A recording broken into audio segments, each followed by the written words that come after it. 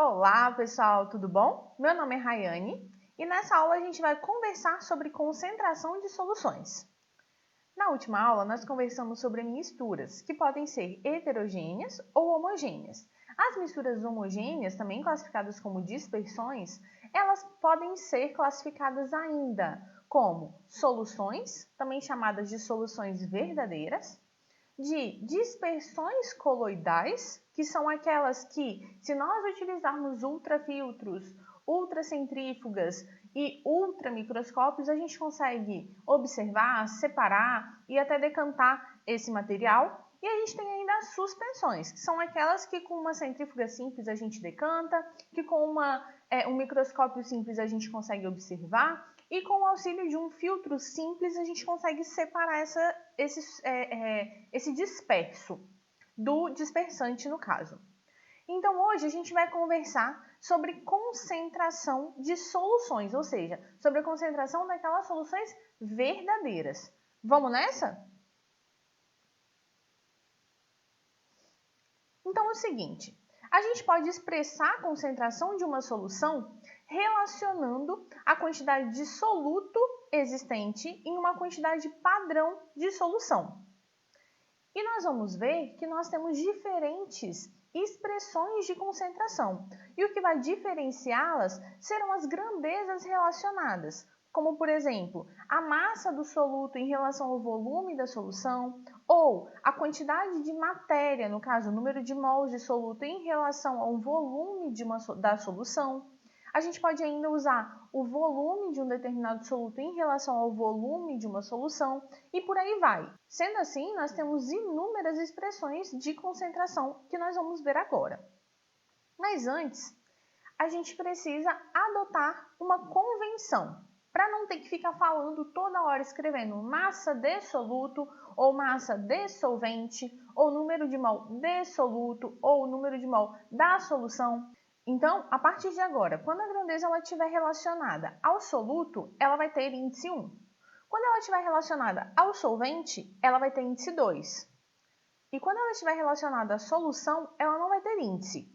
Como, por exemplo, o seguinte, se nós tivermos M1, a gente está falando da massa do soluto.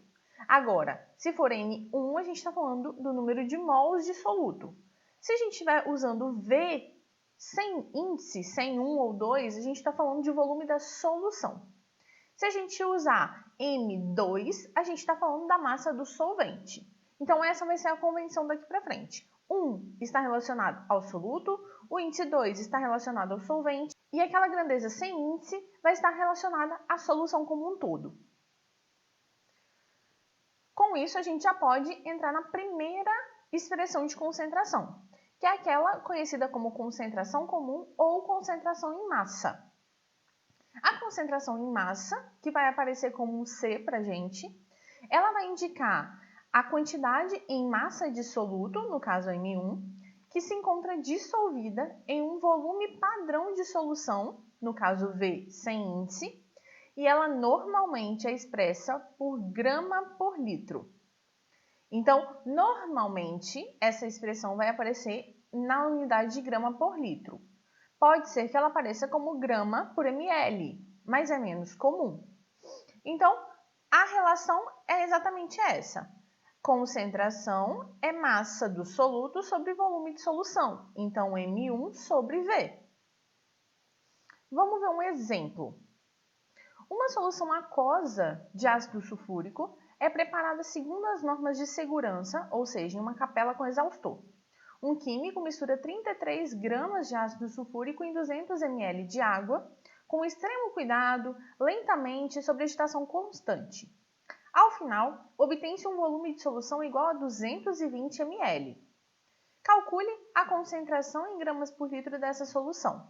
Separando os dados aqui, a gente tem, ele quer a concentração, ele informou para a gente que a massa de soluto é 33 gramas e o volume da solução como um todo é de 220, porque 200 ml foi só do solvente. Sendo assim, esse soluto ocupou 20 ml da solução. Então, o volume da solução foi de 220 ml, que corresponde a 0,22 litros. Como ele quer em litro, eu já transformei aqui. Agora é só jogar nessa fórmula, que nada mais é que a concentração é igual a 33 sobre 0,22, que é o volume. Professor, eu preciso saber essa fórmula? Não necessariamente, porque como não tem soma, obrigatoriamente ele quer a concentração da solução em grama por litro. Então, grama é a unidade de massa dividido por litro, que é a unidade de volume. Então, você sabe que é massa sobre volume. Fazendo essa conta aqui, a gente chega na concentração de 150 gramas por litro. Ponto, questão feita.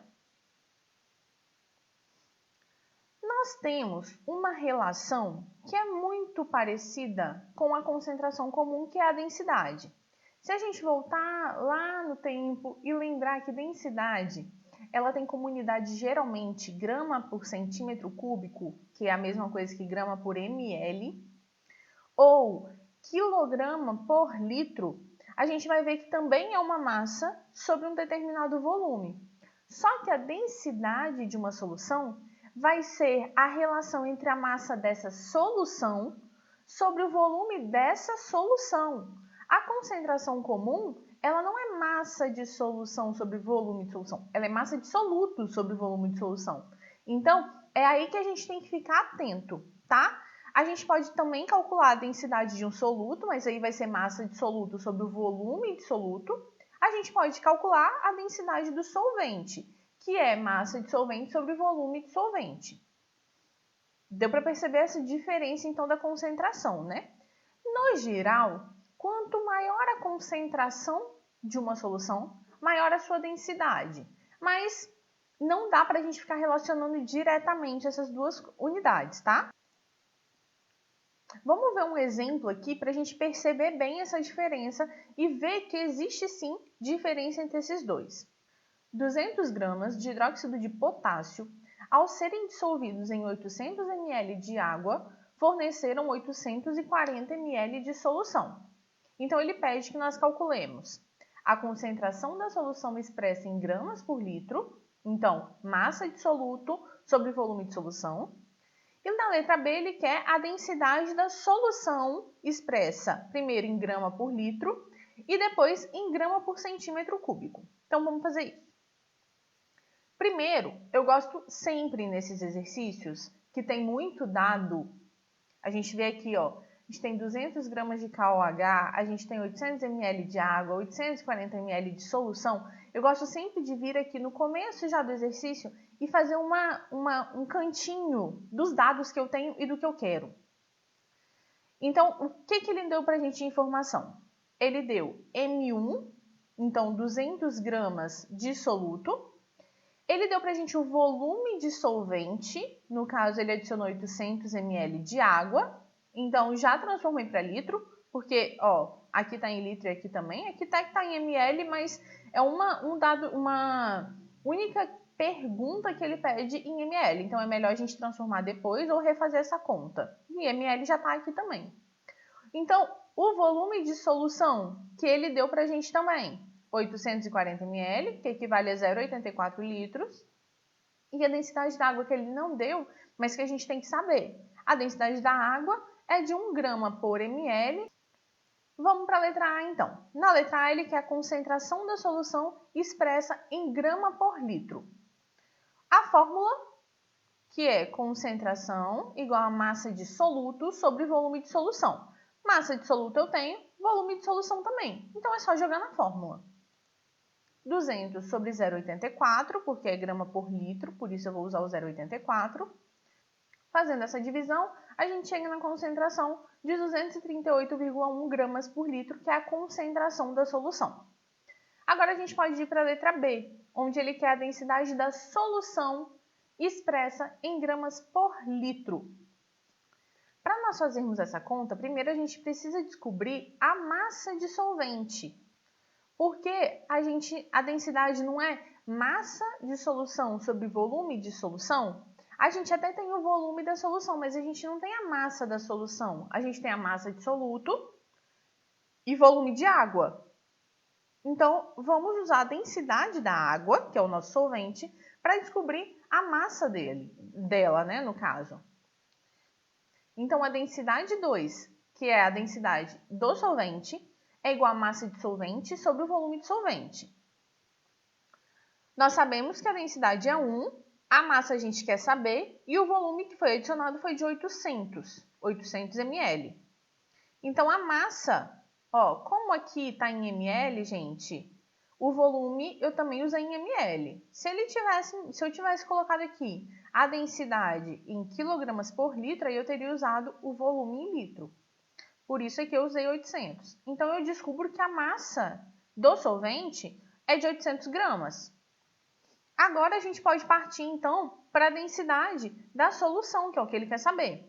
Densidade da solução nada mais vai ser do que a massa da solução, no caso, a massa do soluto mais a massa do solvente, dividido pelo volume da solução que ele já deu para a gente aqui no problema.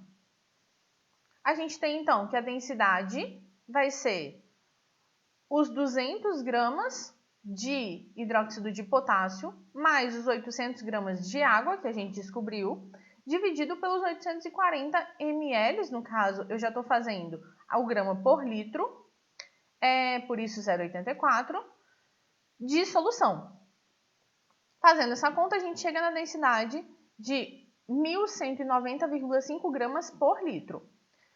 Para a gente achar em gramas por centímetro cúbico, bastava a gente dividir aqui por 840 e não por 0,84. Então, fazendo essa conta, dividindo por 840, na verdade, a gente chega numa densidade de 1,2 gramas por centímetro cúbico. Então, a densidade da água pura é 1 grama por ml. No caso, 1 grama por centímetro cúbico. Quando a gente adicionou 200 gramas dessa base, a gente chegou numa densidade um pouco maior. Por quê? O que eu acabei fazendo? Eu aumentei a massa. Mas o volume não aumentou tanto assim. Então, se eu aumentei a massa e não aumentei tanto o volume, a densidade, consequentemente, aumentou, porque eles são diretamente proporcionais. Entendido isso, a gente pode falar do título em massa. O título, ele vai indicar o número de unidades em massa do soluto existente por unidade em massa da solução. Então, a gente vai fazer que o título, que é esse símbolo aqui, o tal, em massa, porque a gente também tem o título em volume, por isso esse Mzinho aqui aparece, nada mais é do que a massa de soluto dividido pela massa da solução. Lembrando sempre que essas duas grandezas precisam estar na mesma unidade. O título, ele vai ser um número adimensional. O que é isso? Se a massa do soluto ela está em grama e a massa de solução também está em grama, quer dizer que grama dividido por grama, eu vou ficar sem unidade, por isso é dimensional. E ele tem que ser, esse título, ele vai ser sempre um número entre 0 e 1. E ele pode também ser expresso em porcentagem, se a gente pegar esse resultado e multiplicar por 100. Isso vai querer dizer o quê? Que se, por exemplo, esse número der 0,4, quer dizer que 40% da minha solução é formada pelo soluto. E os outros 60% da solução é formada pelo solvente. Geralmente, o título em massa ele é muito utilizado para aquelas soluções sólidas ou líquidas. Agora, nós temos também o título em volume, que vai ser o número de unidades de volume de soluto existentes por unidade de volume de solução. Então, é um talzinho, o símbolo dele, com o Vzinho embaixo, indicando que é o título em volume, que é igual ao V1, que é o volume de soluto, sobre o volume da solução. Esse título também é um número adimensional, porque se a gente dividir de ml por ml ou litro por litro, vai sumir a unidade. E ele tem que ser maior que 0 e menor que 1. Se ele der 0, quer dizer que eu não tenho aquele soluto naquela mistura. E se ele der 1, quer dizer que a minha mistura é toda soluto. Então, não tenho, na verdade, uma mistura. E ele vai informar para a gente quanto de soluto em volume eu tenho naquela solução, assim como na massa. E se a gente multiplicar por 100, a gente vai ter o quanto é em porcentagem de volume dissoluto na solução. O título em volume, ele é mais utilizado para aquelas soluções gasosas ou para soluções em que o soluto e o solvente são líquidos. Porém, se a gente estiver lidando com uma solução em que a quantidade de soluto for muito pequena, muito baixa, a porcentagem lá no título, se a gente multiplicar por 100 a gente obtém a porcentagem, essa porcentagem vai aparecer num número muito baixinho, 0,0000 alguma coisa por cento. Então, a gente passa a utilizar partes por milhão, que pode ser em massa ou em volume. Então, a concentração em ppm, ela vai indicar quantas partes do soluto existem em 1 milhão de partes de solução, podendo ser em volume ou em massa. Então, o ppm nada mais é que uma parte do soluto em 10 a sexta partes de solução. Vamos fazer um exemplo que vai ficar bem mais claro isso. Muito bom, hein, vizinho? No controle de qualidade da água, há vários critérios para considerá-la própria para consumo humano. Entre esses critérios está a concentração de íons de chumbo, o Pb2-, que não pode ser superior a 0,05 ppm em massa. Isso significa que, se houver mais do que 0,05 gramas de íons de chumbo em 10 a sexta gramas de água, ou seja, 1 milhão de gramas de água, essa água ela é considerada imprópria para consumo. Vamos entender isso nas contas. Então, nós temos massa de soluto sobre massa de solução, assim como lá no título. Só que aqui, o que essa unidade, esse 0,05 ppm quer dizer? Que se eu tiver 0,05 gramas em 1 milhão de gramas ou mais, ela vai estar imprópria. Então, esse número aqui indica para a gente o seguinte: 0,05 gramas em 1 milhão de gramas. Para eu ter em porcentagem, quando a gente fala em porcento, não é dividido por 100? Para eu chegar a 100, eu simplesmente vou dividir isso aqui por 10 a quarta, porque aí eu corto 4 zeros e chega no 100. Se eu dividir embaixo, eu também preciso dividir por 10 a quarta em cima. Fazendo essa divisão aqui embaixo, a gente chega em 100 e em cima a gente chega em 0,00005 gramas. Como grama vai acabar anulando com grama, a gente chega nessa divisão aqui, que nada mais é do que 0,000005% de íons de chumbo permitido na água. Gente, vocês concordam comigo que esse número é muito feio. E a gente não costuma usar potência para porcentagem. Então, é muito ruim ficar digitando ou escrevendo todas as vezes esse número de zeros. Esse tanto de zeros que às vezes a gente até se confunde. Por isso a gente usa o ppm. Vamos ver então o ppm para volume. Considere o caso do poluente monóxido de carbono no ar das cidades. Quando a concentração de monóxido de carbono atinge 30 ppm em volume, então, a gente não está falando em gás, então a gente já passou para ppm em volume e não mais em massa. Tem-se o estado de alerta. Essa concentração equivale a 30 litros de CO2 em cada 10 a sexta litros, ou seja, em cada milhão de litros de ar. Vamos calcular então para a gente chegar nessa porcentagem, olha só. ppm nada mais é, então, de novo, que volume de soluto sobre volume de solução.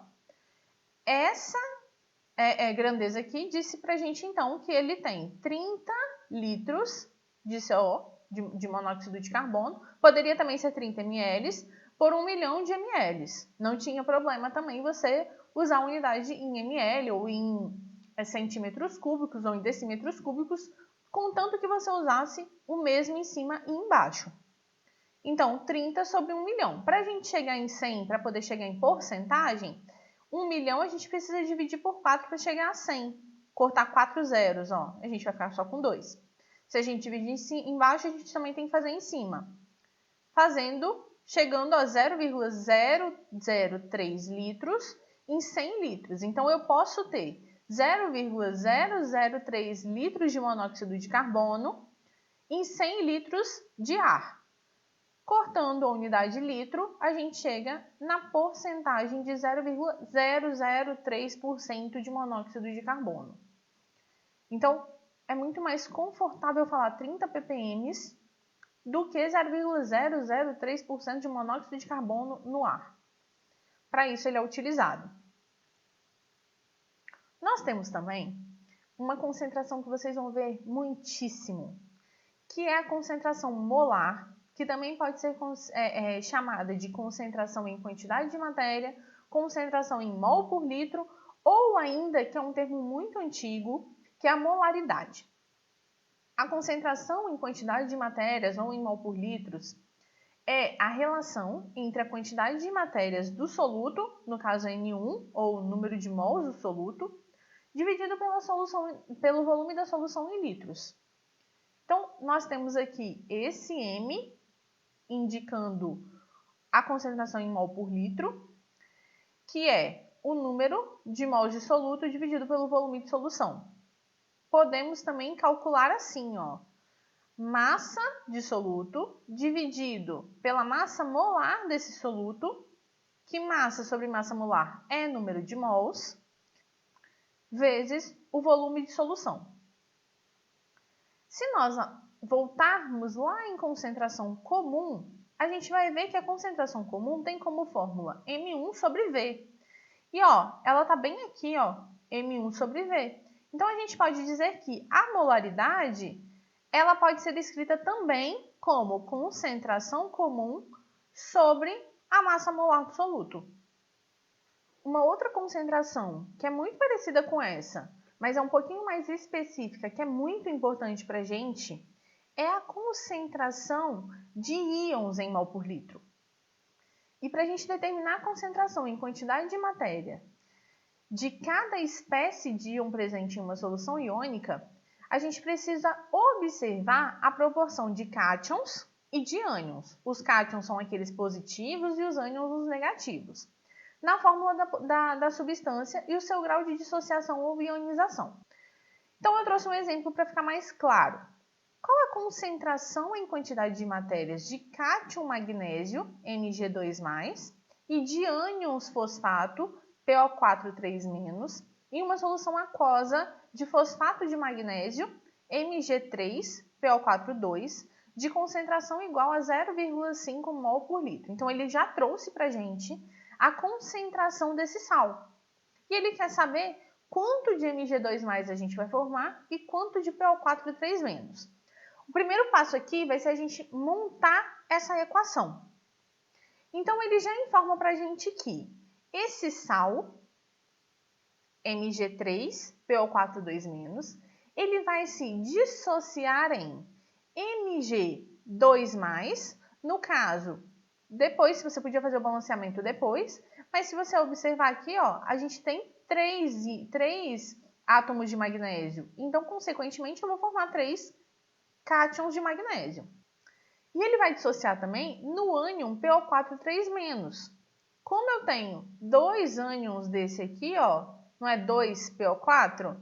Então, eu também tenho 2PO4. Mas isso era questão de balanceamento também, super tranquilo. O que a gente pode observar aqui por essa equação? Que a gente tem 1 mol do sal, gerando 3 mols do cátion e 2 mols do ânion. Isso está aqui no balanceamento, nos coeficientes estequiométricos da equação. Então, se ele diz para a gente que a concentração do sal é 0,5 mol por litro, vou escrever ela aqui embaixo.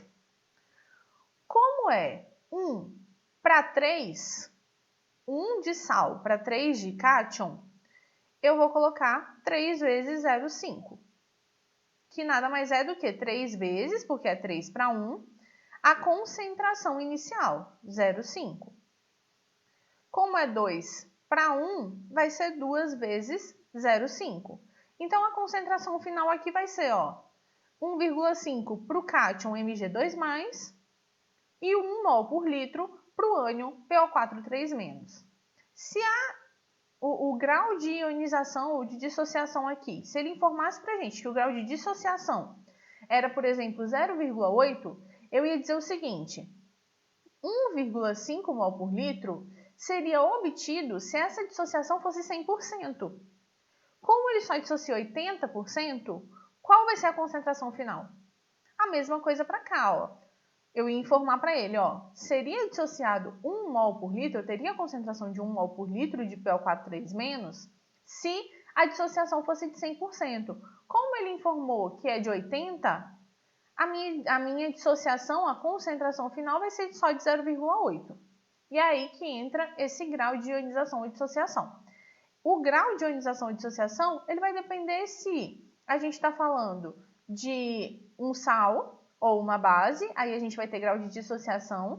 E se a gente vai falando de um ácido, a gente vai falar em grau de ionização, porque o ácido vai ionizar em meio aquoso. Mas a utilização, ele se dá da mesma forma aqui nos cálculos. Nós temos ainda a fração em quantidade de matéria, que é representada por x e expressa a razão entre a quantidade de matéria de um dos componentes da solução e a quantidade de matéria total na solução. Ela é muito parecida com o título, tá? Só que aqui é em quantidade de matéria. O x do soluto é o número de mols de soluto dividido pelo número de mols da solução, no caso, o número de mol de soluto mais o número de mol de solvente. E nós podemos calcular também o x do solvente, onde a gente vai ter o número de mols do solvente dividido pelo número de mols da solução. Repare que a soma desses dois precisa dar 1. E esses números aqui, o x do soluto precisa estar entre 0 e 1, e o x do solvente também precisa estar entre 0 e 1, onde na soma dos dois a gente vai ter um total de 1, a menos que nós tenhamos mais do que um soluto. Então, se eu tiver mais do que um soluto, a soma de todos os solutos mais o solvente tem que dar 1. Então, vamos fazer alguns exercícios para a gente absorver isso, que são muitos números, mas a dica sempre é: coloque no cantinho os dados que você tem do exercício. O primeiro exemplo que eu trouxe foi o seguinte. Durante uma festa, um convidado ingeriu 5 copos de cerveja e 3 doses de uísque. A cerveja contém 5% volume em volume de etanol, ou seja, ele tem 5% de etanol em 100% de solução. E em cada copo tem um volume de 0,3 litros. O uísque, ele tem 40% em volume de etanol e cada dose corresponde a 30 ml. O exercício quer saber qual foi o volume total de etanol ingerido pelo convidado durante a festa. Então, o que a gente precisa fazer primeiro? Coloquei aqui em relação à cerveja. O exercício informa pra gente que o convidado ingeriu 5 copos de cerveja, que tem um volume de 0,3 litros cada copo. Então, no caso, esse convidado ingeriu 1,5 litros de cerveja. Agora, esse 150 ml corresponde a 100% da cerveja. Só que ele falou pra gente que 5% da cerveja é etanol. Então, eu vou perguntar para ele, 5% equivale a quantos ml? Perceba que a gente não está usando a fórmula aqui, a gente está usando regra de 3. Então, nem em todos os casos a gente vai precisar decorar a fórmula ao pé da letra, tá? Então, fazendo a multiplicação cruzada aqui nessa regra de 3, a gente tem que, na cerveja, ele ingeriu 75 ml de etanol. Agora, vamos fazer a mesma conta para o uísque. Em relação ao uísque, então ele tomou 3 doses de 30 ml cada, então ele tomou 90 ml de uísque. Ele informa pra gente que 40% desse uísque é etanol. Então, 90 ml é 100%. Quantos ml vão ser os 40% que é etanol? Fazendo a multiplicação cruzada, a gente chega em 36 ml de etanol. Então, no total, o convidado tomou 75 ml de etanol na cerveja, mais 36 ml de etanol no uísque. Somando, a gente chega na letra A, 111 ml. O próximo exercício diz o seguinte. Uma pastilha contendo 500 mg de ácido ascórbico, a vitamina C, foi dissolvida em um copo contendo 200 ml de água. Aí ele dá pra gente as massas molares do carbono, do hidrogênio e do oxigênio e a fórmula do ácido ascórbico, que é C6H8O6. E ele quer saber a concentração da solução obtida.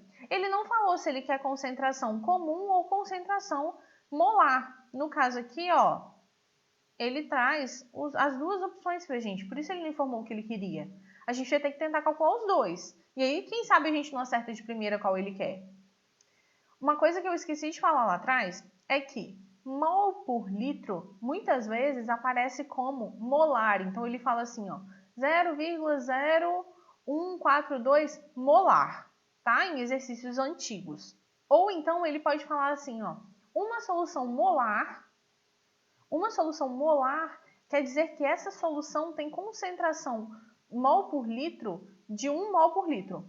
A concentração dessa solução, que ele chama de molar, é exatamente 1 mol por litro, tá? Vamos ver como que a gente vai calcular isso daqui. Primeiro, eu gosto de coletar os dados, lembra? Então, eu coloquei aqui, ó. Ele informa pra gente que a massa de soluto é de 500 miligramas, ou seja, 0,5 gramas, já que cada 1 grama tem 1000 miligramas, então 500 miligramas tem meio grama.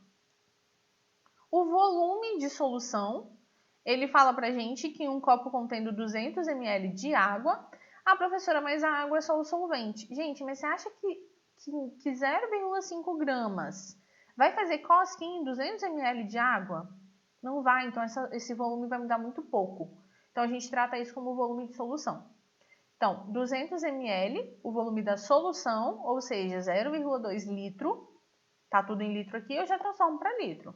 Aqui, como está em grama, eu também já transformo para grama. Já transformei para grama, por isso. E como as massas molares também estão em grama por mol, a gente também vai usar em grama. Por isso o miligrama aqui não convém. E o que a gente tem também é a massa molar. Eu já fiz a conta aqui, ó, 6 vezes 12, mais 8 vezes 1, mais 6 vezes 16. Cheguei em 176 gramas por mol do ácido ascórbico. Agora a gente pode partir para as contas. Primeiro, o mais conveniente aqui é calcular a concentração comum, porque vai ser 0,5 sobre 0,2. Então, não preciso nem fazer conta muito difícil. 0,5 sobre 0,2, que é a concentração comum, massa de soluto sobre volume, a gente chega numa concentração de 2,5 gramas por litro.